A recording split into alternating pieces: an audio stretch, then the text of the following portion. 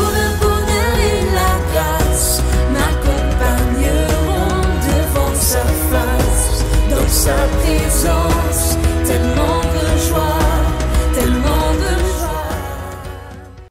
Nous allons donc continuer avec notre nouvelle série d'enseignements sur la délivrance et les représailles. La délivrance et les représailles, la deuxième partie. Dans la première partie de cette série d'enseignements, nous avons appris beaucoup de choses. Nous avons, par exemple, vu la définition de la délivrance. Nous avons vu la définition de la délivrance. Et nous avons également vu la définition de la captivité.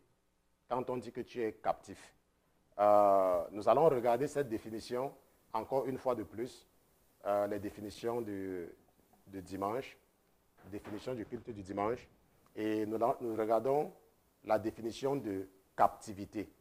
Ok? Nous avons vu que on dit que tu es en captivité, que la captivité c'est l'état d'une personne privée de liberté pendant une période plus ou moins longue.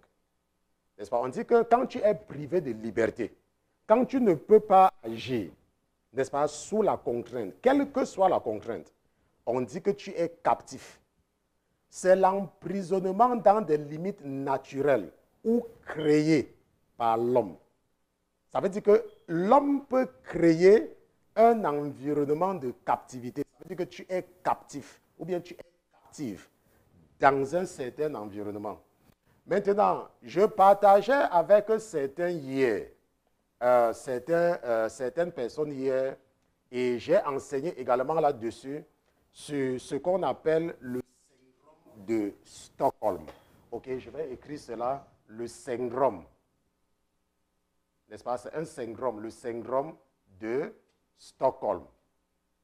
Stockholm, n'est-ce pas? Et Stockholm, c'est la capitale de la Suède. Ok? C'est quoi le syndrome de Stockholm? Il a été prouvé. Il y a eu un braquage de banque en Suède, à Stockholm. Je ne me rappelle pas très bien les années, ou les années 70, quelque chose comme ça. Et pendant le braquage qui ne s'était pas bien déroulé, les braqueurs ont fait des otages. Les braqueurs ont pris certains otages. Et ont commencé à négocier leur échappatoire avec les otages.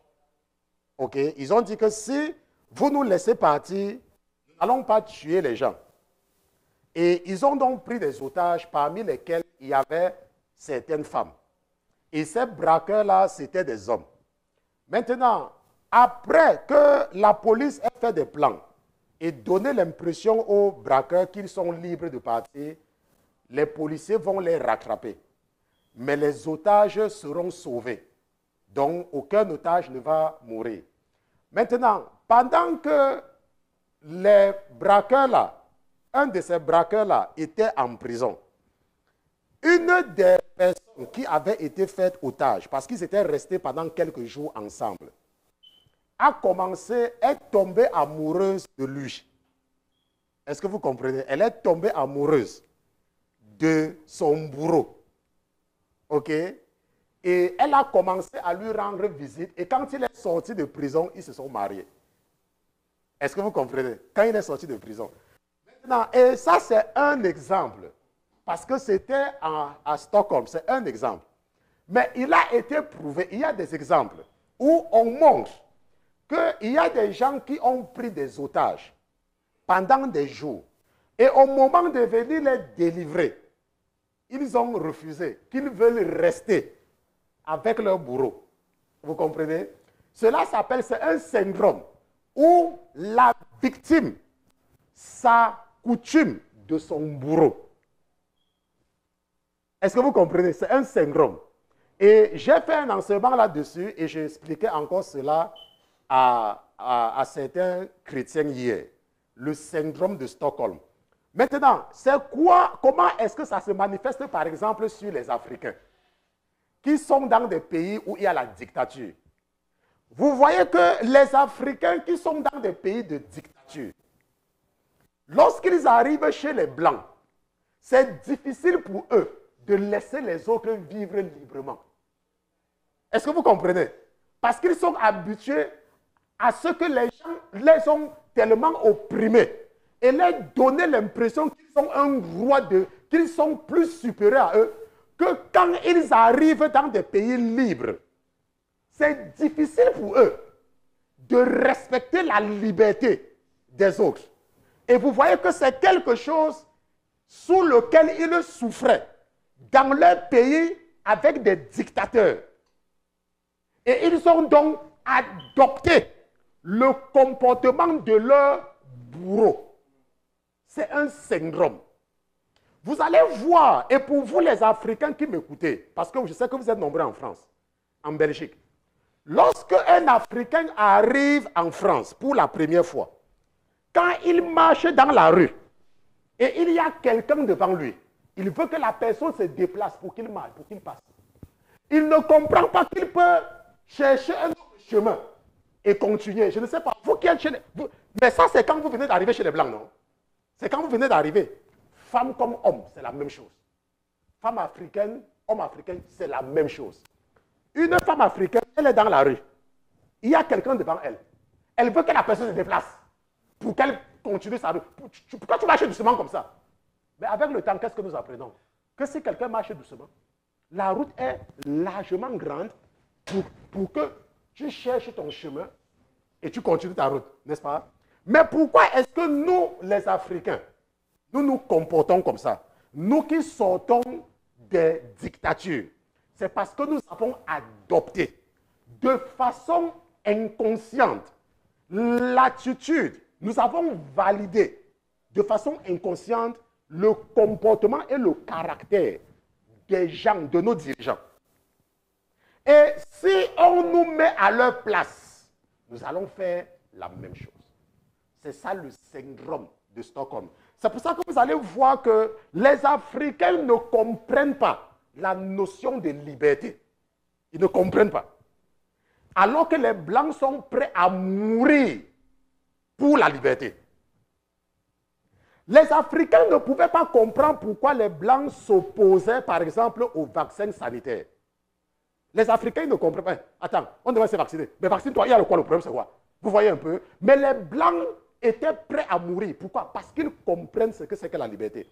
Mais ce que je voulais surtout vous amener à comprendre, c'est que parfois, tu peux te trouver dans une situation de captivité. Et on veut te faire sortir de là.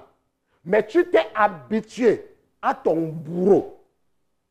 Ce n'est pas que tu es à l'aise, ce n'est pas que tu sais très bien, mais tu t'es habitué à cet environnement, n'est-ce pas? Parce que c'est le syndrome de Stockholm. Donc, les Africains donc, qui sont en Afrique ne comprennent pas la notion de liberté. Et pour les Africains, et beaucoup d'Africains se comportent comme ça, ils pensent toujours qu'on obtient tout par la force. Ils ne comprennent pas le concept de la liberté. Mais pourtant, la Bible nous dit que quoi? Que là où il y a l'esprit, en lettres majuscules, là aussi il y a la liberté. Les États-Unis, Dieu a créé cela pour nous montrer que les gens de tous les pays du monde peuvent se retrouver et former un pays où tout le monde respecte les droits des autres. C'est pour ça qu'en Amérique, aux États-Unis, il y a les représentants de chaque pays du monde. Et nous vivons dans l'harmonie et dans la prospérité. Vous allez voir que si vous partez par exemple au Bénin, il y a les tribus au Bénin qui ne s'entendent pas et qui sont en guerre. On se comprend? Bon, maintenant, je m'arrête sur le syndrome de Stockholm parce que nous sommes en train d'étudier la délivrance. Il y a des gens qui vont accepter, qui ne vont pas chercher à être délivrés, qui vont accepter, ok, mais nous allons surtout voir les exemples, certains exemples des personnes qui ont été délivrées. Nous ne pouvons pas tout voir, mais nous allons voir, et je me suis arrêté là pour vous permettre de comprendre. Maintenant, pour ceux qui étaient là la semaine dernière, nous avons étudié surtout la semaine dernière nos deux passages de base. Dans Actes chapitre 16 et dans Actes chapitre 19. pour ceux qui ont une bonne mémoire. Okay? Acte chapitre 16 et Acte chapitre 19. Et nous avons vu, par exemple, dans le cas de Acte chapitre 16, que lorsque Paul va délivrer cette jeune fille qui était possédée, cette jeune dame qui était possédée par l'esprit de Python, ses maîtres vont s'attaquer à Paul. Pourquoi? Parce que Paul a pris le bien, ce qui leur donnait de l'argent. Et nous allons revoir ça. Allons un peu dans Acte chapitre 16, verset 19. Seulement pour rappeler ce que nous avons vu la semaine dernière, ok? Acte chapitre 16, verset 19. Voilà ce que nous avons vu que, mais les maîtres de cette dame-là, voyant qu'ils avaient perdu l'espérance de leur gain, se saisirent de Paul et de Silas et les traînèrent sur la place publique devant les magistrats. Et nous avons vu que Paul et Silas avaient fait du bien à une personne, mais ils sont persécutés pour le bien qu'ils ont fait à une personne, mais qui était captive de ses bourreaux. Et les bourreaux qui ont perdu le contrôle sur leurs marchandises se retournent maintenant contre Paul et Silas. N'est-ce pas? Rappelez-vous, nous sommes en train de parler de la délivrance et des représailles. Le thème, c'est... Où est le thème? Thème. Attends, toi, tu n'as pas été caché où? Certainement que je t'ai même couvert. Ok, voici le thème ici. Ok? La délivrance et les représailles. Ça veut dire que je délivre quelqu'un et l'ennemi se retourne contre moi. On se comprend? Je délivre et c'est automatique. Il faut toujours s'attendre à cela.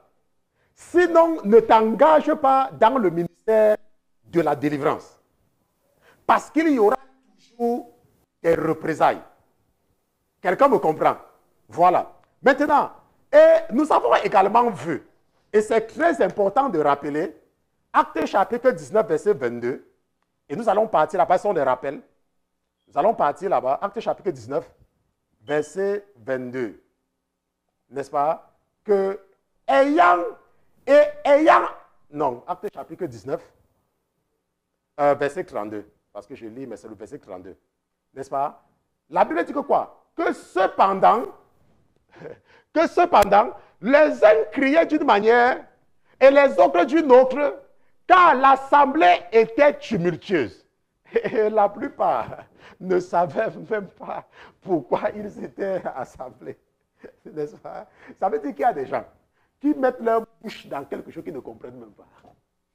Ils suivent seulement la foule. La Bible dit que et la plupart ne savaient même pas pourquoi est-ce qu'il y avait le tumulte. Mais ils étaient contre Paul. Parce que ici, là, nous avons vu que Paul était en train de prêcher que les statuts ne sont pas bien. Et certaines personnes, à cause de leur ventre, ont commencé à attaquer Paul. Et ont conduit Paul, n'est-ce pas, devant. Mais Paul s'était caché, on avait demandé à Paul de ne pas se présenter. Vous voyez un peu.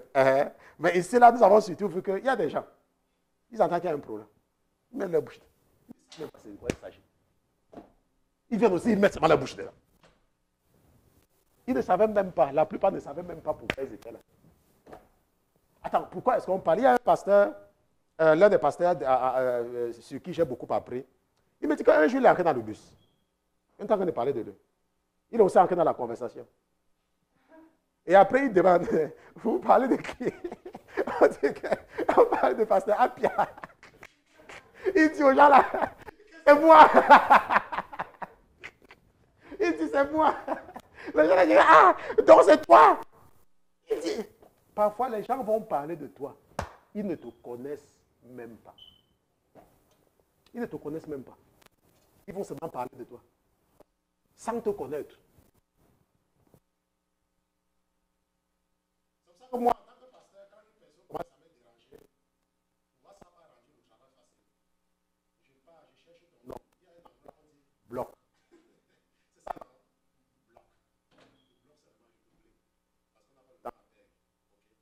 Maintenant, nous allons donc continuer avec le premier cas d'école. avec le Seigneur. Nous allons analyser l'une des délivrances qu'il a bien voulu consigner dans son livre. Ok, nous allons voir cela ensemble. Nous allons prendre nos Bibles et nous allons partir dans l'évangile de Luc, chapitre 13. Luc, chapitre 13. Lorsque nous concevions ceci, nous avons oublié de mettre une prise juste en bas. Et c'était... Bon, nous sommes toujours dans l'apprentissage de toutes les façons. Luc, chapitre 13. Nous allons lire à partir du verset 10. J'espère que la régie est en train de partager mon écran. N'est-ce pas? Je passe mon écran qu'on partage de l'autre côté là. Luc chapitre 13, nous lisons à partir du verset 10. La Bible dit que quoi? Que comme Jésus enseignait dans une synagogue un jour de sabbat. Hein? Ici, la Bible précise que Jésus enseignait dans une synagogue un jour de sabbat. Donc, nous savons que c'était un samedi. On se comprend? Nous n'avons pas mon ordinateur sur... Le son, mon son ne passe pas. Mon son devrait en principe passer. Est-ce que nous avons... Bon, j'ai le retour de mon son ici, mais il n'y a pas le retour de mon son sur le... Il y a mon son sur le truc principal parce que je vois mon son qui passe. Ici, là, sauf si c'est ailleurs. Est-ce que le maître montre sur le stream là-bas, le petit appareil qui est là, est-ce qu'il y a mouvement quand je parle? There is activity on the streamer in front of you. Ok, on me dit que ça passe. Je ne sais pas si toi tu as le retour à ton niveau. Tu as essayé. Donc nous allons nous assurer que c'est 2 barres. Parce que quand c'est une barre, parce que j'ai activité ici sur le maître principal. Nous attendons. Oui, donc nous attendons. Donc nous avons le son. Nous avons le son. Bon, ça veut dire que ça doit être local pour ceux qui... Ok, donc c'est ce qu'ils sont en train de dire. Ok, donc peut-être c'est parce que c'est sous ma cravate. Bon. Ok, je pense que là maintenant ça doit être bien. Bon, là maintenant ça va. J'aurai certainement le retour. Comme j'ai enlevé ça sur la cravate, là maintenant je vois que l'activité a changé quand même par rapport à avant, donc c'était caché. Bon, maintenant, ce que nous sommes en train de dire, donc j'aurai toujours le feedback. Maintenant, la Bible dit dans Luc chapitre 13, verset 10 que comme Jésus enseignait dans une synagogue un jour de sabbat, et nous savons donc que c'était un samedi, parce que c'était dans une synagogue, donc chez les Juifs, on se comprend, donc c'est samedi, le jour du sabbat pour eux c'est samedi. Maintenant, il se trouva là une femme possédée d'un esprit qui la rendait malade depuis 18 ans et qui était courbée en sorte qu'elle ne pouvait point du tout se redresser. J'ai regardé, je vais vous montrer un peu l'état de cette femme. Nous allons regarder ensemble l'état de cette femme téléchargée. Et voici cette femme, ici là, qu'on est en train de nous raconter. Je ne sais pas, ce n'est même pas ça. J'ai pourtant fait une production et puis j'ai caché certaines choses. Je ne sais pas pourquoi les trucs là ont refusé. La plupart du temps, je n'aime pas montrer les images du Seigneur, mais je ne sais pas pourquoi c'est quitté. Pourtant, c'était bien camouflé quand je faisais cette présentation. C'était bien camouflé. Oui, c'est pourtant là, quand je regarde ici, il y a bien ce que j'ai téléchargé, hein, que j'ai fabriqué, mais l'autre montre différemment. Oui, ça enlève encore ça d'une certaine façon, je ne sais pas pourquoi. Bon, nous n'allons pas vous montrer ça, ok? Parce que je n'aime pas montrer les images, n'est-ce pas, où les gens voient une image, ils vont dire que c'est Jésus, ils vont partir mettre ça chez eux et commencer à adorer les statues. Ok? Ce n'est pas ce que nous faisons dans ce ministère. Maintenant, donc cette femme-là était courbée pendant 18 ans. Elle était, comme nous avons vu sur la photo, n'est-ce pas, elle était handicapée. Comme ça, là, elle marchait comme ça pendant 18 ans. Maintenant, nous pouvons, comme nous étions en train de parler du syndrome de Stockholm, qu'elle pouvait croire, elle avait accepté son état. Vous voyez? Et il y a beaucoup de personnes qui acceptent leur état. Il y a beaucoup de personnes. Maintenant, est-ce qu'elle savait que ce sont les esprits impurs qui sont responsables de son état? Est-ce qu'elle savait? Elle pouvait se dire que c'est un problème physique. Oui, elle pouvait se dire que c'est un problème physique. Elle ne savait pas. Maintenant, la Bible dit que quoi? Continuons avec elle. Continuons avec elle. Maintenant, il se trouvait là une femme possédée d'un esprit qui la rendait malade depuis 18 ans et qui était courbée, en sorte qu'elle ne pouvait point du tout se redresser. Bon, maintenant, où est-ce que Jésus a rencontré cette femme-là? À la synagogue. Ça veut dire que cette femme-là, malgré son état, venait toujours. Elle servait Dieu, malgré son état. Parce qu'il y a des gens parfois qui ont des problèmes, et après un certain temps, ils ne trouvent pas de solution dans l'église, et ils partent chercher la solution chez les marabouts. Cette femme, pendant 18 ans, elle venait toujours à l'église. Elle venait toujours. Et c'est là que Jésus l'a rencontrée.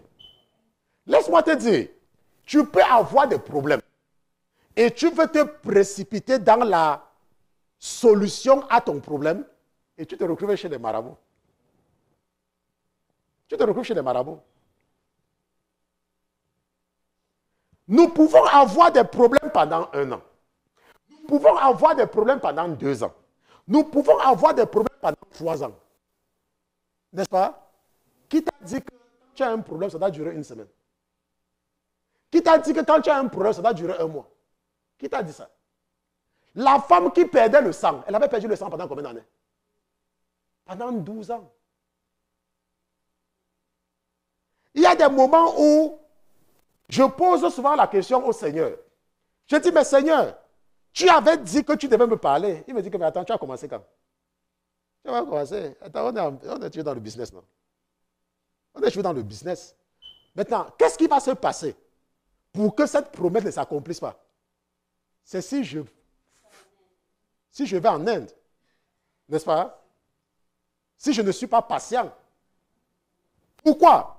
Parce que le Seigneur m'avait dit que je vais d'abord commencer par te parler par des rêves. Et ceux qui sont proches de moi savent. Il y a de moi, je me lève. Je dis que, oh, voilà ce qui va se passer. Je ne partage pas tout avec vous. Et pour votre information, ce n'est pas tout que je partage avec l'Église. OK? Mais il y a des choses que je vois. Maintenant, ce qui veut dire que quoi? Ça veut dire que peut-être, il y a une femme qui nous écoute maintenant. Ou un homme qui nous écoute maintenant qui a des problèmes. Et l'ennemi est en train de vouloir l'encourager. De lui dire que, ah, depuis que tu parles même dans les églises, parce qu'ils appellent ça les églises, ils nous appellent les églises, n'est-ce pas? Que depuis que tu parles même dans les églises, là, tu n'as pas la solution à ton problème. Depuis que tu parles dans les églises, on t'a déjà dit qu'il faut aller faire les sacrifices au village. Il faut aller, la grand-mère est fâchée contre toi. Le grand-père est fâché contre toi. Laisse-moi te dire, je suis africain comme toi. Je suis en train de te parler. Je te parle et je sais que je suis en train de te parler. Je suis africain comme toi. Je ne pars pas au village. Un temps, le Seigneur m'a éprouvé. En fait, ce n'est pas moi qui l'éprouvais. Il éprouvait une personne. Et les gens appelaient. Oh, il faut aller au village. Il faut aller au village. Peut-être que le problème, c'est le village. Peut-être que dans la famille, il y a tel problème. Vous savez que les gens du monde, c'est comme ça qu'ils parlent, non? La tante avait tel problème, toi aussi, le connaîtrais. Moi, ça démarche avec moi. Oh, l'oncle aussi avec le problème là. Si l'oncle avait le problème, il était chrétien. Il avait les problèmes, il est mort avec. Moi, je suis chrétien. Je m'en fous de ça. Je n'écoute pas ce genre de voix, de toutes les façons. Maintenant, donc, je disais donc à quelqu'un que moi, je suis sorti de la situation sans aller au village. Moi, je ne pars pas au village, je ne fais pas les coutumes. Va voir un marabout, tu prononces mon nom. La prochaine fois que tu vas vouloir venir chez lui, il va te dire qu'il ne vient plus chez lui. Maintenant, ce que nous apprenons dans ce quoi, c'est que cette femme, pendant tout ce temps-là, elle venait à l'église. Elle venait à l'église, malgré son état. Il y a une femme qui va me dire, Mais pasteur Christian, le Seigneur m'a fait la promesse. Ça fait 2 ans que j'attends pasteur. Ça fait 3 ans que j'attends pasteur. Ça fait 4 ans que j'attends pasteur. Qu'est-ce que tu en sais? Qu'est-ce que tu en sais? Une maman a fait un rêve cette semaine et elle m'a envoyé le rêve. Elle me dit, pasteur, voilà ce que j'ai rêvé. Dimanche dernier, nous avons dit au revoir à notre maman qui était avec nous depuis 3 ans. Et elle partait habiter où? Dans la maison que son fils a achetée. Et il y a ses amis qui partent au champ. Encore. Ses amis partent au champ. Et si ses amis ne partent pas au champ, elles vont dormir affamées. Mais elle, Dieu l'a bénie à travers ses enfants. Et tout ce qu'elle va faire, c'est quoi? C'est manger. Quand elle veut travailler, ses enfants refusent. Que maman, tu as trop souffert, tu ne travailles, tu vas seulement manger. Entre elle, qui a servi Dieu, et qui a souffert, et toi qui travailles encore jusqu'à présent à son âge, qui a été sage? C'est elle qui a été sage. Parce que maintenant, elle se repose. Avant d'aller se reposer définitivement, elle se repose même déjà. Maintenant, le verset 12 dit quoi? Que Jésus, la voyant, l'appela et lui dit, femme, tu es délivrée de ta maladie.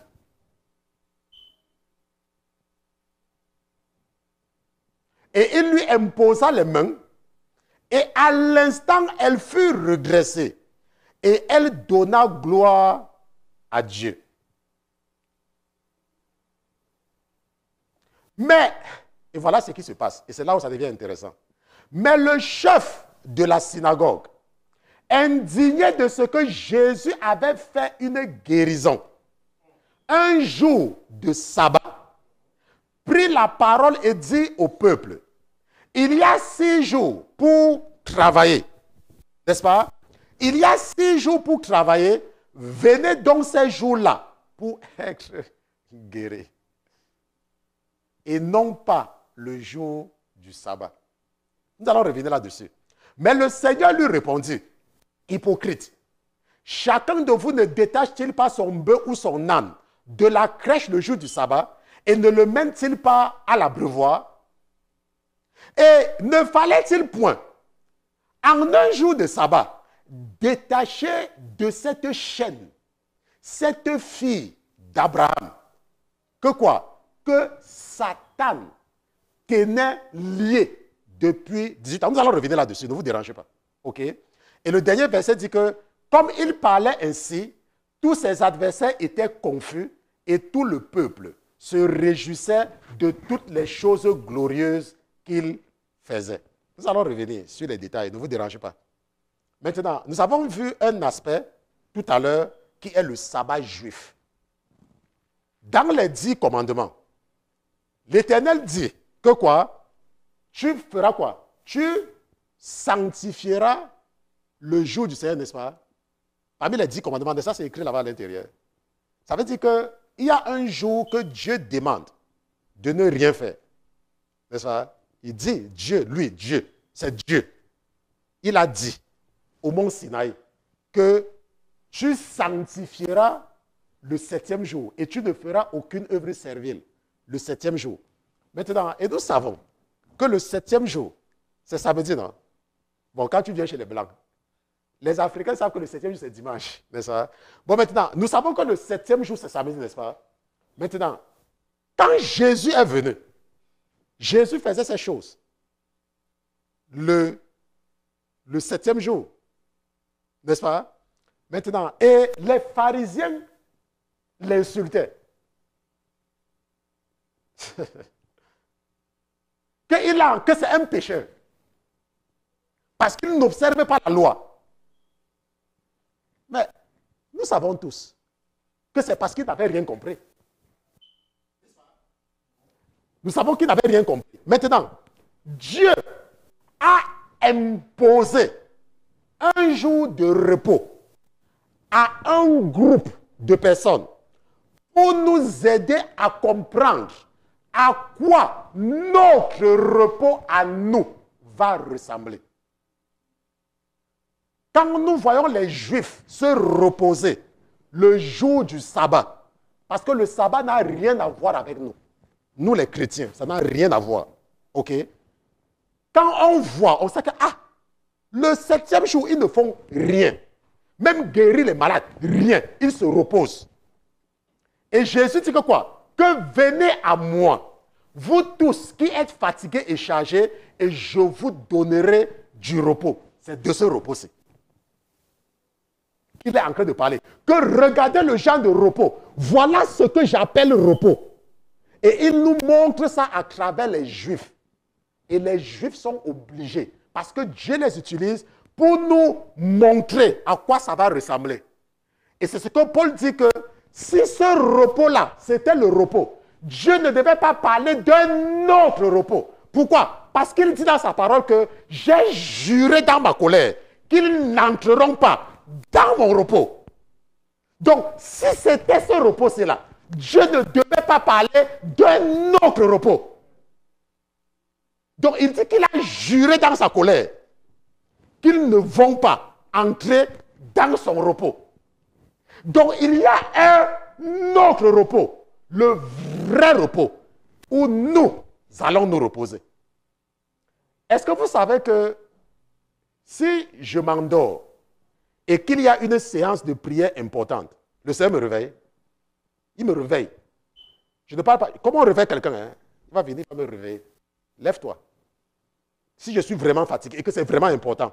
Ou alors, si par exemple l'ennemi, ou alors ils sont nombreux et ils veulent m'attaquer, il me réveille systématiquement, il me réveille. Parfois, il vient et touche mes pieds. Comme on tape le pied de quelqu'un comme ça. Réveille-toi. Et quand je me lève, je ne vois personne, mais je sais qu'on a tapé mon pied, je me lève. Et je fais ce que j'ai à faire. Quand j'étais malade, il me réveillait toujours autour de 3 heures. Parce que dans la maladie, j'avais le problème de repas de nuit. Et c'est à cette heure-là que, n'est-ce pas, les gens là venaient me faire manger. Et les repas de nuit, c'est toujours pour mettre la maladie dans vous. Les nourritures, les repas de nuit que vous mangez là. C'est pour semer la maladie. Le diabète, le cancer, l'hypertension et tout. N'est-ce pas? C'est pour ça que les repas de nuit ne sont pas bien. OK? Bon, maintenant, ce que nous sommes en train de dire, c'est que quoi? C'est que nous avons compris le sabbat. Donc, nous les chrétiens, nous nous retrouvons le dimanche pour célébrer la résurrection de Jésus-Christ. Pas parce que dimanche c'est le 7e jour. Non. Nous célébrons parce que Jésus est ressuscité. Et la résurrection de Jésus, c'est ça qui donne un sens au christianisme. Pas la résurrection de Jésus. Bon, maintenant, nous avons donc vu que cette femme-là n'avait pas cessé d'aller à l'église. Elle n'avait pas cessé. Nous avons eu le cas d'une jeune fille qui a, disons, on aime utiliser le mot rétrogradé, mais je préfère utiliser le mot qui a fait une faute et qui voulait fuir parce qu'elle avait honte. On lui a demandé, comme tu as honte là, et comme tu veux fuir là, tu vas fuir jusqu'où? Hein? Est-ce que ce n'est pas sage pour toi, comme tu as fait une faute là, de rester à côté de ton père? Reste à côté de lui, au moins c'est lui qui va te punir. Comme tu es en train de fuir là, c'est pour partir où? Pour que l'ennemi fasse mal à la tête sur toi. Et vous voyez que c'est comme ça que beaucoup de personnes se retournent dans le monde. Parce qu'elles ont péché une fois. Au lieu de demeurer en la présence de Dieu, elle dit que non, je ne peux plus partir à l'église. Vraiment, avec tout ce que le pasteur prêchait là, je ne savais plus que je peux encore faire ça. Maintenant, quand je parle, j'ai même honte quand le pasteur prêche. Il faut dire à Satan que je préfère avoir honte quand le pasteur prêche. On se comprend? Quand Satan te dit ça, dis à Satan que je préfère avoir honte quand le pasteur prêche. Laisse-moi te dire, si tu chutes, si tu fais quelque chose qui n'est pas bien, le pasteur a prêché pendant des jours et tous les dimanches, le pasteur prêche contre la fornication. Tous les dimanches, le pasteur prêche, n'est-ce pas, contre le mensonge. Tous les dimanches, le pasteur prêche contre le vol, n'est-ce pas? Et le pasteur crie tous les dimanches sur le vol. Et il t'arrive que tu te trouves dans une situation et tu voles. Et l'ennemi dit que oui, tu as volé. Maintenant, tu vas encore partir à l'église, alors que le pasteur prêche le jour chez le... Tu dis à Satan que j'ai volé, mais je vais repartir à l'église. Parce que si tu arrêtes de partir à l'église, tu vas te repentir comment? Tu vas maintenant être seulement dans les mains de Satan. On se comprend? Tu seras seulement maintenant dans ses mains. Parce qu'il t'aura encouragé à fuir la présence de Dieu. C'est pour cela que quand Dieu voulait punir David, il a donné 3 choix à David. Qu'est-ce que David a choisi? David a dit, Bêta, je meurs dans tes mains. Dans tes mains. Parce que David connaissait les compassions de l'Éternel. Laisse-moi te dire, l'enfant prodige était revenu vers son père. Maintenant, mon frère, donc, de toi à moi, entre l'enfant prodige, qui est parti manger tout son argent et qui est revenu là, et celui qui n'a jamais demandé son argent là, qui a profité? Qui a profité? Ce n'est pas lui qui a profité. Il est parti, il a bien mangé. Il a bien mangé. Il a profité. C'est lui qui a profité. Pourquoi? Parce que la Bible dit quoi? Qu'il était revenu à ses sens. Il était revenu. La Bible dit qu'il est revenu à ses sens. Il n'y a pas un péché que tu peux faire et qui va faire que Dieu dit que tu n'es plus son enfant.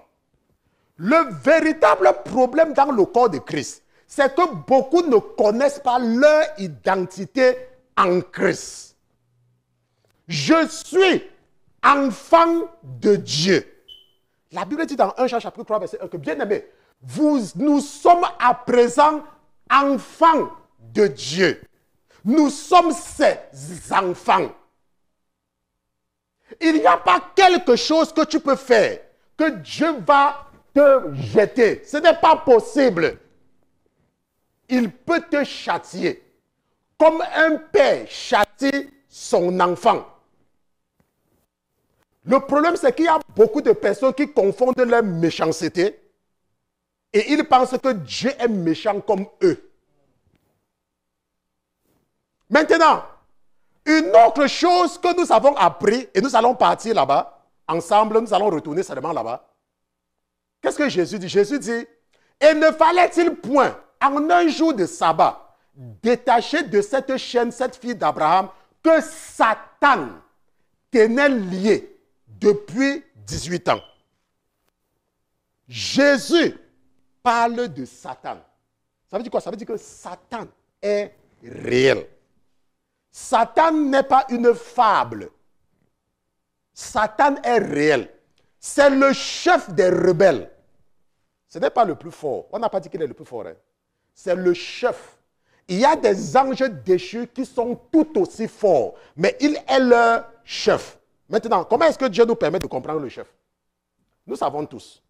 Tu peux partir à l'école de médecine. Je parle à l'école de médecine. On s'entend que créons un hôpital où nous sommes tous des médecins à 10. Et dans l'hôpital, maintenant, on dit qu'il y aura le chef du conseil d'administration.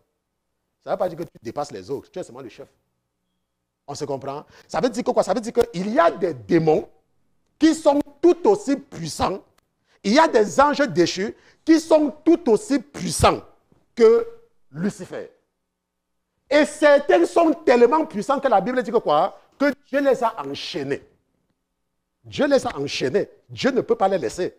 Sinon, hein, ils vont faire la fête sur vous. Ils vont seulement faire la fête sur nous. Donc Dieu les a enchaînés. Parce qu'ils sont méchants. Et le moment venu, donc, tout cela, et les anges déchus, on va tous les ramasser, on va les jeter quelque part. On se comprend. Mais ce que nous comprenons ici, c'est quoi? C'est la réalité de l'existence de Satan. Ça veut dire que si tu refuses d'accepter Jésus, il y a quelqu'un qui va s'occuper de toi. Il n'y a pas quelque chose comme, et c'est ce que nous entendons beaucoup chez les mariens. Vous voyez, moi, je suis un ancien marien, donc je sais de quoi je parle. Moi, je ne cherche pas les preuves avec quelqu'un. Hein. Moi, laisse-moi chez moi, hein, je ne cherche pas les preuves avec quelqu'un. Donc, comment je ne cherche pas quelqu'un qui vient me chercher les problèmes? Laisse-moi te dire, il n'y a rien que tu ne cherches les preuves à personne. Hein. Si toi, tu ne cherches pas les problèmes à Satan, lui, il va venir inviter les problèmes. Il n'y a pas quelque chose comme, oh, moi, je ne vole pas. Hein. Moi, je n'ai pas mal touché l'enfant de quelqu'un. Laisse-moi te dire, si tu ne touches pas l'enfant de quelqu'un, lui, il va venir toucher ton enfant. Ne donne pas ta vie à Jésus. Maintenant, nous avons vu tout à l'heure, dans le cas de cette femme, qu'elle était possédée pendant combien de temps? 18 ans. Est-ce qu'elle savait qu'elle était possédée? Non. Et nous avons expliqué ça par le syndrome de Stockholm. N'est-ce pas? Il y a des familles qui sont sous la domination de Satan. Mais parce que Satan a endurci leur cœur, quand vous les prêchez Jésus, ils n'écoutent pas. Et vous savez ce qui est intéressant sur ça? C'est qu'il faut les voir quand ils font les deuils. Ils font toujours les funérailles extraordinaires. Ils font toujours les funérailles, les grands funérailles. Quand ma mère rentrait du deuil, elle rentrait souvent avec une bouteille de bière. Et elle me dit que vraiment, c'était un bon deuil. Non, les gens là ont bien pleuré les mères. Ouais, les gens là ont bien pleuré les pères. Et je regardais comme ça et je dis que, mais attends, comment un deuil peut être bien? Comment un deuil peut être bien? Quelqu'un est mort. Et vous êtes content parce que vous êtes parti manger, vous êtes parti boire.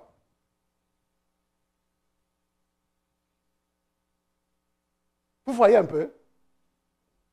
Comment un deuil peut être bien?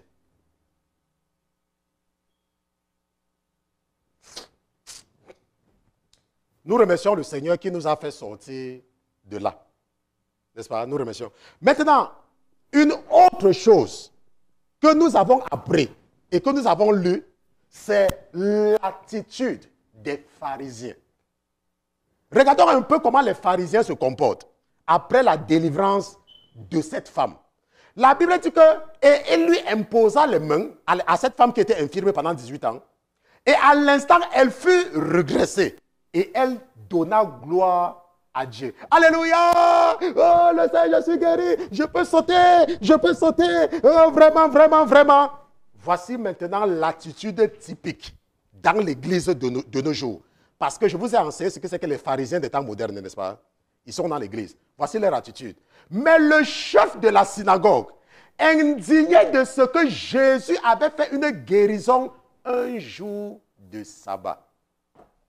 Ça veut dire que dans le corps de Christ, il y a les gens qui ont tellement le cœur dur que l'amour n'a pas de place. Tout pour eux, c'est la loi. Tout pour eux, c'est la loi. La Bible dit que tu dois faire ceci. Comme tu as fait ça, même si Dieu ne peut pas t'utiliser, tu as fait ça. La Bible dit que on ne doit pas faire ceci. Comme tu as fait ça, non. La Bible dit que tu dois faire ceci. La Bible dit que tu dois faire ceci. La Bible dit que les pharisiens des temps modernes, dans l'église, il y a les gens dans l'église que leur cœur n'existe plus. C'est la loi qui a remplacé leur cœur. Tout pour eux, c'est la loi. La Bible a dit que tu ne feras pas ceci. La Bible a dit que tu ne feras pas ceci. La Bible a dit que tu ne feras pas ceci. Mais viens les appeler. Que mon frère, je veux qu'on parte prier pour une personne à l'hôpital. Tu vas entendre quelque chose. Oh, j'avais rendez-vous, je devais partir voir quelqu'un, si c'est cool là. Je devais voir quelqu'un. Je devais aller voir quelqu'un. Ils ne vont pas partir à l'hôpital avec toi. Ils ne vont pas partir, je vous assure, ils ne vont pas partir. Un jour, il y a un frère, quand j'étais en formation, il y a un pasteur qu'on avait invité, et le pasteur principal avait voyagé. Et à chaque fois qu'il voyageait, il me donnait les instructions, il me donnait la liste des pasteurs qui devaient prêcher. Et c'était donc le pasteur là qui devait prêcher. Et il est venu prêcher un vendredi, qui était les services de délivrance. Il a prêché et il a prié pour tout le monde. Mais ce pasteur, il vivait en Afrique. Donc ici, il n'a pas de voiture, bien évidemment. N'est-ce pas? Il n'a pas de voiture. Et à la fin du service, il habitait à quelque chose comme 45 minutes. Et c'était tard. Nous avons fini le service autour de 2 h du matin. Je dis donc à un frère que j'accompagnais chaque jour à la fin du service. Je vous dis que je l'accompagnais. Je lui dis que, ok, comme le pasteur, si nous avons fini tard et on n'arrive pas à avoir un taxi pour lui, viens avec moi pour qu'on parte l'accompagner. Comme ça, en rentrant, je ne vais pas avoir sommeil. Donc, nous allons parler et ça va nous faciliter. Il me dit que, vraiment, demain, là, j'ai quelque chose à faire. Vraiment, demain, là, j'ai quelque chose à faire. C'est ça l'attitude que nous avons dans l'église. C'est une attitude que je rencontre beaucoup dans le corps de Christ. Beaucoup de personnes dans l'église ont adopté l'esprit des pharisiens. C'est pour cela que Jésus, pendant tout son ministère, à passer le temps à les regresser, à les fustiger. Et même aujourd'hui, c'est la même chose qui se passe. Il y a des pasteurs qui vont croire qu'ils ne connaissent plus que vous parce qu'ils sont dans le ministère depuis avant vous. Et c'est la même attitude que les pharisiens traitaient Jésus. Que Jésus, toi tu es même venu quand? Nous sommes là depuis. Toi tu es même là depuis quand? Tu as peut-être 28 ans. Petit, assois-toi ici. Laisse-nous, on va te dire ce qu'il faut faire. Les pharisiens, la mentalité des pharisiens. Et parce qu'ils étaient tellement focalisés sur la loi, ça les avait aveuglés, qu'ils n'ont pas pu reconnaître le Fils de Dieu. Ils n'ont pas reconnu Jésus. Parce que leur cœur était trop dur. Ils étaient tellement endurcis dans la loi.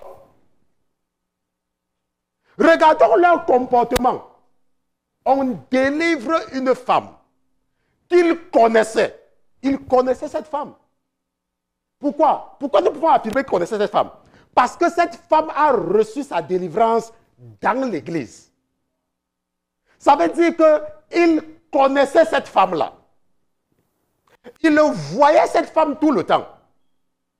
Mais ils ne se réjouissent pas de sa délivrance. Pourquoi? Parce que cette délivrance a été faite selon eux, contre la loi. Selon eux.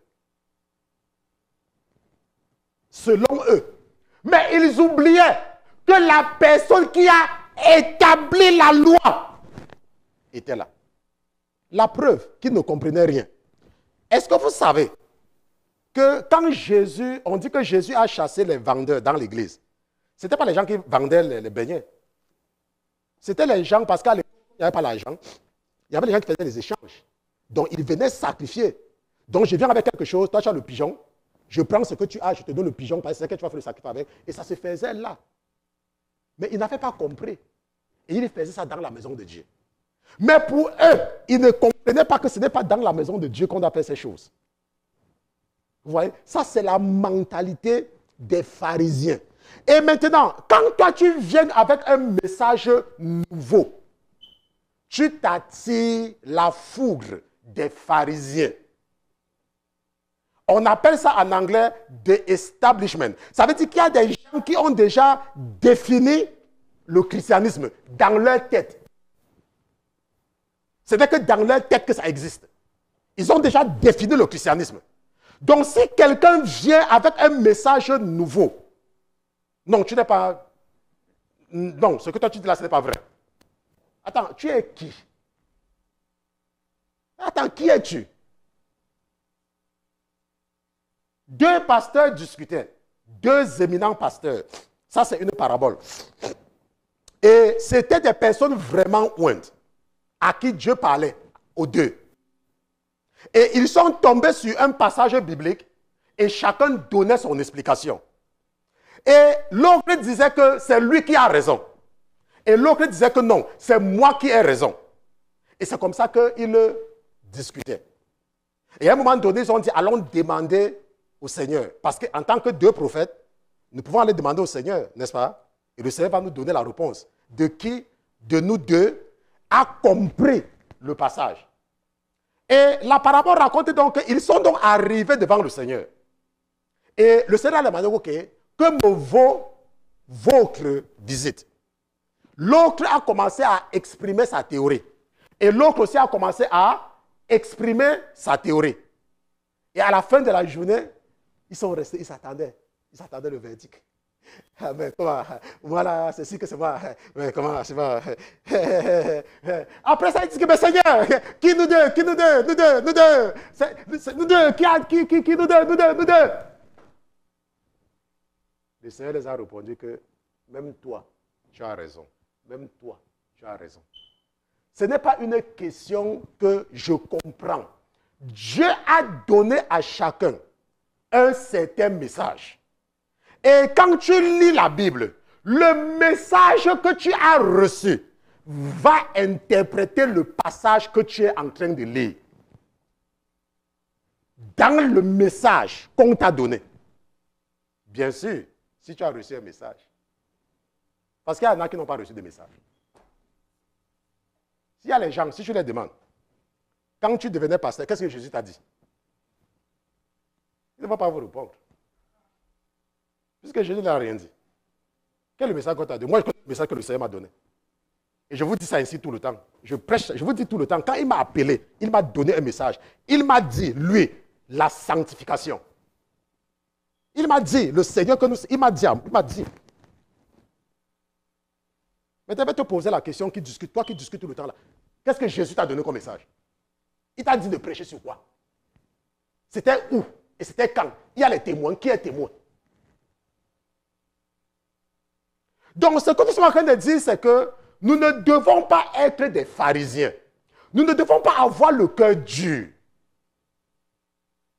Parce que les chrétiens ont trop le cœur dur. Le cœur est tellement dur que nous, l'amour, ça veut dire que nous regardons seulement la loi. Oh, tel a fait comme ça, ce n'est pas bien. Tel a fait comme ça, ce n'est pas bien. Mais est-ce que tu as cherché à comprendre pourquoi tel a fait ce qu'il a fait? Est-ce que tu comprends même? Seulement juger. Seulement juger. Les pharisiens, parce que Jésus a délivré une femme qui souffrait depuis 18 ans. Ils ne célèbrent pas avec la femme. Tout ce qui les intéresse, c'est qu'on a fait ça le jour du sabbat. Ils n'ont même pas sauté avec la femme. Que, ma soeur, vraiment, ma soeur, vraiment, oh Dieu, bon, chantons, chantons. Non. La Bible dit que quoi? Qu'elle a donné gloire à Dieu. Elle, le singulier, elle était la seule à jubiler dans l'église. Je peux vous garantir que dans l'église, quand elle venait dans l'église, il fallait voir quelque chose. Hé, ma soeur, sois la bienvenue, ma soeur. Comment tu vas, ma soeur? Et les enfants? Et ton mari? Il y a les gens chez nous, dans mon pays, là, quand ils commencent à te saluer, hein, si tu ne parles pas, les salutations vont durer même pendant 10 minutes. Ils vont commencer à demander comment tu vas, et comment ton mari va, et comment les enfants vont, et les assiettes, même la chèvre, et la cour, et les assiettes. N'est-ce pas? Ils demandent tout. Ils demandent tout. Et je peux vous garantir que cette femme-là, quand elle venait à l'église, les gens la saluaient. On l'appelait, oh ma soeur, ouais ma soeur, vraiment, oh sois bénie ma soeur, sois bénie ma soeur, sois bénie ma soeur, sois bénie ma soeur. Mais le jour qu'elle reçoit sa bénédiction, elle célèbre seule. À cause de l'esprit des pharisiens. Et c'est toujours dans l'église. C'est toujours là. Vous croyez que c'est parti? Si l'esprit des pharisiens n'était pas un esprit réel, Jésus ne devait pas passer le temps avec eux. Parce que Jésus passait le temps avec eux pour nous aider à comprendre que c'est une réalité, que ça sera une réalité quand je vais partir. Vous serez confrontés. Les pharisiens vont vous persécuter. Les pharisiens, ce sont eux qui vont vous persécuter.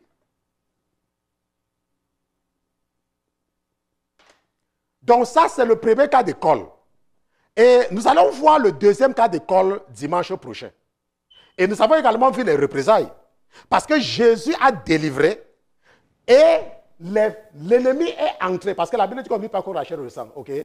Donc l'ennemi est en train d'utiliser les pharisiens pour tuer la joie en lui. Pour s'opposer à lui. Ça veut dire que à chaque fois que tu vas délivrer quelqu'un, attends-toi aux représailles. Si tu ne peux pas gérer les représailles, ne t'engage pas dans le ministère de la délivrance. Et on ne délivre... La femme, c'est là. Elle était infirme, n'est-ce pas?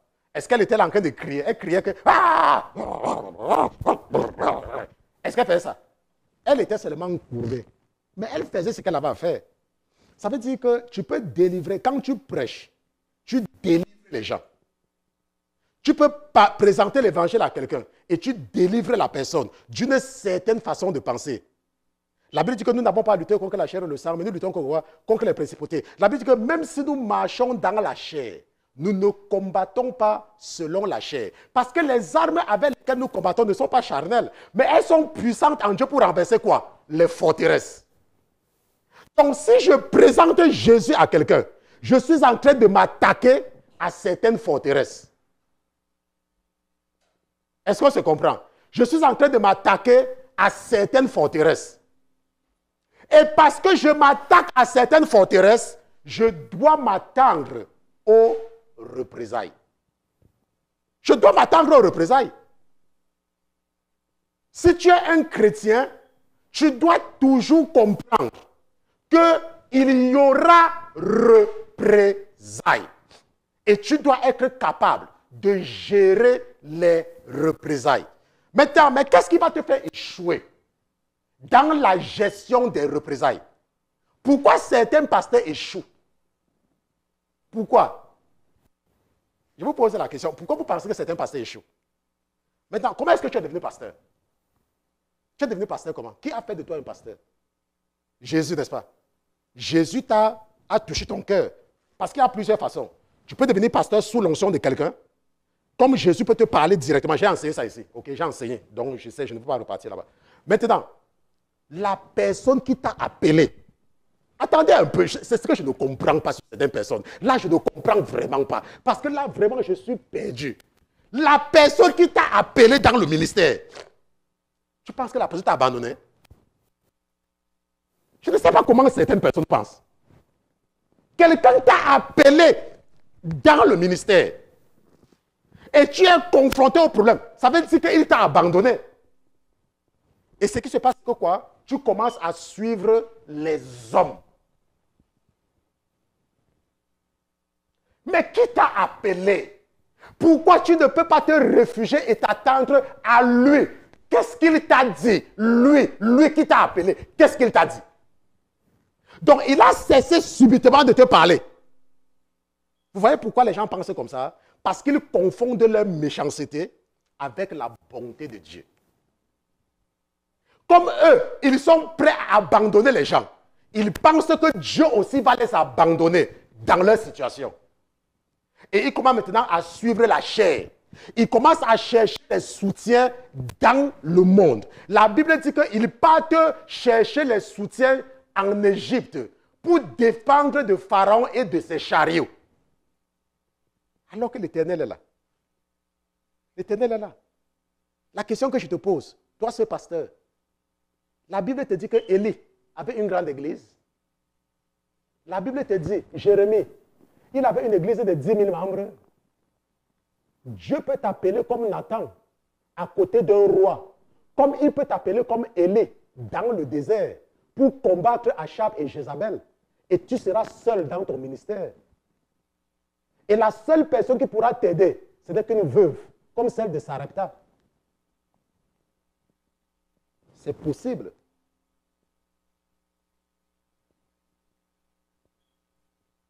Mais beaucoup de pasteurs, il y a des pasteurs qui sont en train de prier. Ils prient pour quelque chose. Et ils viennent à l'église. À la fin du service, une femme vient à côté. Le Seigneur m'a dit de te dire, donc moi je prie.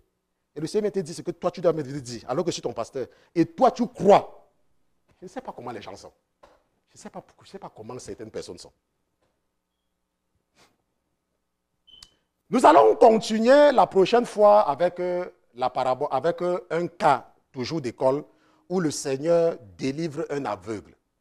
Et nous allons toujours voir certains principes, n'est-ce pas? Délivrance et représailles. OK? Et le plus important aujourd'hui pour nous, nous avons compris que nous ne devons pas mettre la loi devant. Pourquoi? La Bible nous dit que lorsque les enfants d'Israël avaient fait le veau d'or, qu'est-ce que Dieu avait dit? Dieu avait dit que je vais susciter votre jalousie en utilisant un peuple insensé. Nous sommes ce peuple insensé. Parce qu'il y a des gens parfois qui pensent qu'ils peuvent être même plus droits que Jésus. Tu ne peux pas. Ce n'est pas possible. C'est pour ça que nous marchons avec humilité. Je vais terminer aussi en envoyant un message à certaines personnes de comprendre que l'Esprit de Dieu est un esprit de liberté. L'Esprit de Dieu ne force pas. Lorsque tu as l'Esprit de Dieu et tu dis à quelqu'un de faire quelque chose, Si la personne ne fait pas, tu laisses. Tu laisses. Parce que Dieu ne nous force pas. Si Dieu voulait nous forcer d'accepter Jésus, c'est qu'il y a les anges avec les épées partout en route. Tu vas passer en route, un ange va venir. Tu connais Jésus? Non, acceptez Jésus. J'ai l'épée, acceptez Jésus. Mais qu'est-ce qui se passe? La Bible dit que partez. Quand vous entrez dans une maison, mangez ce qu'on vous donne. Si vous parlez, on ne vous écoute pas. Jésus a dit quoi? Secouez la poussière et sortez et partez. Ne forcez personne. Ne forcez personne. Il ne faut forcer personne. Personne. Ne forcez jamais quelqu'un. Ça, c'est la première leçon que j'ai reçue dans ma formation de pasteur. Si tu viens dans mon église, je ne te vois plus pendant 2 jours ou 2 semaines. Je t'appelle une fois. Mon frère, comment tu vas? Je ne t'ai pas vu à l'église depuis. Oh, pasteur, je suis malade. Ah, ok. Oh, pasteur, maintenant c'est l'autre. Ok. J'appelais pour savoir si c'est que tu es malade, pour que je vienne faire quelque chose. Tu n'as pas besoin de quelque chose? Oui, pasteur, je n'ai. Ok, c'est bon, je te laisse, je t'appelle plus. Je t'appelle pourquoi? Puisque tu es libre de venir à l'église comme de ne pas venir à l'église. Où est la force sur ça? Je dois te forcer de venir à l'église. J'ai préparé un paradis pour toi. Donc, l'Esprit de Dieu est un esprit de liberté. Maintenant, lorsque tu as affaire à quelqu'un qui dit qu'il a l'Esprit de Dieu et qui aime te forcer à faire quelque chose, méfie-toi. Va vraiment prier et tu demandes au Seigneur quel est l'esprit qui motive la personne. Parce que l'Esprit de Dieu, c'est un esprit libre. Et c'est ce que nous voyons dans certains pays où Dieu nous a envoyé, la liberté. On se comprend? La liberté. Et l'autre chose que nous avons appris aujourd'hui, c'est le syndrome de Stockholm. Et nous avons vu que le syndrome de Stockholm, c'est le syndrome qui amène, n'est-ce pas, certaines personnes à accepter leurs conditions. C'est le syndrome qui amène la victime à s'habituer à son bourreau. Quelqu'un te fait souffrir, mais parce que tu es resté sous la domination de la personne pendant un certain temps, tu commences à aimer la personne. Et tu acceptes la souffrance. C'est pour ça que vous allez voir qu'il y a certains pays, comme par exemple dans un pays, si vous prenez par exemple un pays comme le Cameroun, si vous appelez un Camerounais, et vous lui dites que, oh mon frère, je vais te donner 1 million, il va se méfier de vous. Vous savez pourquoi? Parce qu'il s'est habitué à la pauvreté. Il s'est habitué à la pauvreté. Il ne comprend pas qu'on peut donner 1 million à quelqu'un, pour rien. Il va partir dire, on va lui dire que tu es sûr que l'argent là est vrai. Tu es sûr que c'est le vrai argent.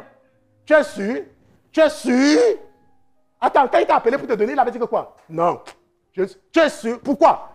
Parce que les Camerounais se sont habitués à la pauvreté.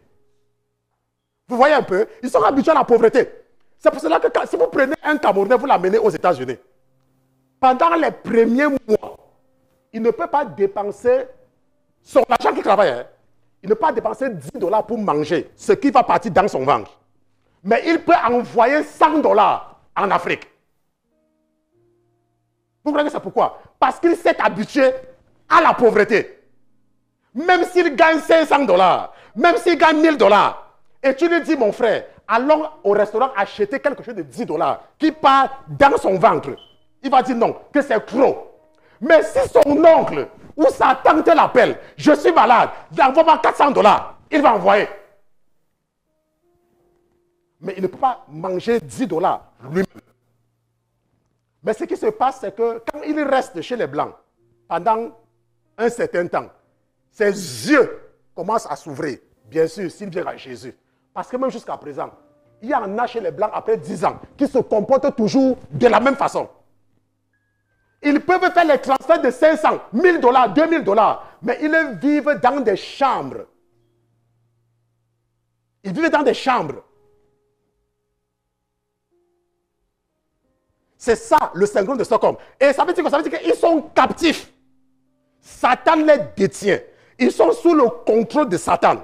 Jusqu'au moment où quelqu'un vient les prêcher l'évangile pour les délivrer. Et si tu t'engages dans cette entreprise, attends-toi aux représailles. Parce qu'on va monter tous les ressorts dans certains pays pour s'opposer à toi, afin que ton message ne passe plus parmi eux, pour qu'ils ne soient plus délivrés. On se comprend? Délivrance et représailles, n'est-ce pas? C'était ça, n'est-ce pas? C'est ça que nous étudions et c'était la deuxième partie. Aujourd'hui, nous allons nous lever, nous allons prier. Nous allons nous arrêter, nous allons lever, nous allons prier. Nous allons remercier le Seigneur pour ce qu'il a fait pour nous aujourd'hui. Donc, je ne sais pas ce que tu as appris. Je ne sais pas ce qui t'a touché. Je ne sais pas quel est le message qui était pour toi. Mais s'il y a quelque chose que tu as appris, c'est l'occasion pour toi d'ouvrir ta bouche et de remercier le Saint-Esprit. De dire, papa, je te dis merci pour le message de ce jour. Papa, merci pour ma formation dans le domaine de la délivrance et des représailles. Papa, merci de ce que tu m'enseignes. Ce que je ne comprends pas. Ce que je comprenais peut-être, mais que je comprends mieux. Je te dis merci, papa, pour cette visitation. Et je prie que parce que tu as déjà commencé cette bonne œuvre en moi, que tu l'achèves. Pour la gloire de ton Saint-Nom, au nom de Jésus-Christ. Père éternel, je te remercie pour ce message. Papa, je te remercie pour cette série d'enseignements. Papa, je prie pour ton ministère. Papa, je me lève contre toute forme de représailles spirituelles. Je me lève et je déclare que nous sommes tes enfants. Papa, ne permets pas à tes ennemis de se moquer de toi en disant que tu nous as abandonnés dans leurs mains parce que tu ne pouvais pas continuer avec nous. Mais nous savons que ce n'est pas vrai. Parce qu'en toi est la puissance. En toi est l'autorité. Parce que c'est toi qui as créé les cieux et la terre. Et tout ce qui s'y trouve t'appartient. Père éternel, merci. Au nom de Jésus-Christ. Amen. Allez.